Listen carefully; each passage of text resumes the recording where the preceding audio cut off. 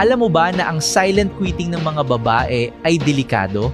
Ay hindi dahil dramatic siya, kundi dahil sobrang logical na niya sa puntong yun. Akala mo peaceful na ang relationship nyo kasi hinahayaan ka na niyang gawin ang mga bagay na dati niyang pinoproblema. Wala nang reklamo, wala nang sermon, wala nang mahabang usapan. Pero ang totoo, hindi na siya okay. Nagsawa na lang siya. Kapag hindi na siya nag-o-open up sa'yo, hindi na siya nag-e-explain ng feelings niya, at hindi na siya nagre-react kahit ginagawa mo ang mga bagay na alam mong ayaw niya, doon ka dapat kabahan. Kasi ang babae, kapag love ka pa, magtatanong yan, lalaban yan, iiyak yan, magrereklamo yan. Pero kapag tumahimik na siya, ibig sabihin, may tinanggap na siyang hindi mo na kayang ibigay. Mapapansin mo na lang na wala na siyang imik, wala ng confrontation, wala ng long messages na puno ng emosyon. Kahit obvious na mali ang ginagawa mo, parang wala na siyang pakialam.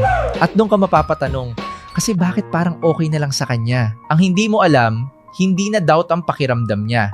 At kapag ang doubt na palitan ng anger, delikado yon. Kasi ang doubt may concern pa.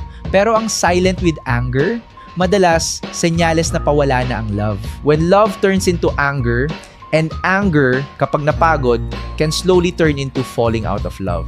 At sa oras na mangyari yon, hindi na niya kailangang mag-goodbye. Matagal na siyang umalis. Una sa emotion, sunod sa puso niya. Kaya kapag may babaeng tumahimik, huwag mong isipin na okay siya. Baka hindi na siya nag-a-adjust, umalis na lang siya ng tahimik.